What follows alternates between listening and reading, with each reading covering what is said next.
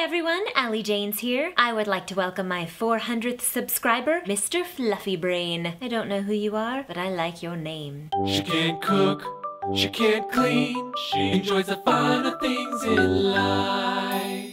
I got to go to the theater last night, but it was not your typical theater show. It was the Satiristas show at the Actors Gang Theater, which is run by actor Tim Robbins. Each month, the Satiristas show has a theme, and this month was religion. This show was not like any other theater show you've been to. It was this interactive experience with the theater set up like this religious conference. There were booths for dozens of different religions all around the theater, and the audience could walk around and explore each booth just like they were at a real conference. Every religion imaginable was represented, and each actor representing the religion was totally in character as the particular religion required. Now, this show is not for the easily offended. They're called the Satiristas, which is derived from the word satire, and they are big fans of satire. Thus, every religion was made fun of equally. Toward the end of the show, there were musical and stand-up performances by several of the religious leaders, including a beatnik poetry performance by the devil. It was definitely an odd show, and it was kind of hard to see everything because it was so crowded, so when you were walking along trying to see the stuff at the booths, you couldn't get to everything, so that was kind of a bummer. But there were definitely some entertaining moments, and the devil is a surprisingly funny guy. Last week I was in a short film noir in which I played the femme fatale. The film was inspired by the 1944 film Double Indemnity, starring rock star actors Barbara Stanwyck and Fred McMurray. If you like film noirs, you should definitely check that one out. The term femme fatale means dangerous woman in French, and the women in these movies often charm men into dangerous or deadly situations. So my character may have done some charming and some deadly type things. Will the detective figure it out in time? You'll have to figure it all out later when the editing is finished. I auditioned for a student film recently and got a callback for it. The callback was held in front of the students' entire film class, which I'd never done before, so it was a little weird. Most auditions are held in front of a couple, maybe half a dozen people. This one was held in front of 25 students and a professor, all of whom were studying my audition. It was kind of a fascinating experience, and I had the opportunity to embrace several new elements all at once. First, they had us perform a different scene in this audition than they did in the original audition. Then, they also gave us some props and some stage directions that were new. It was really fun to take in all that new information quickly and synthesize it to create a really interesting performance. In other news, I got the part.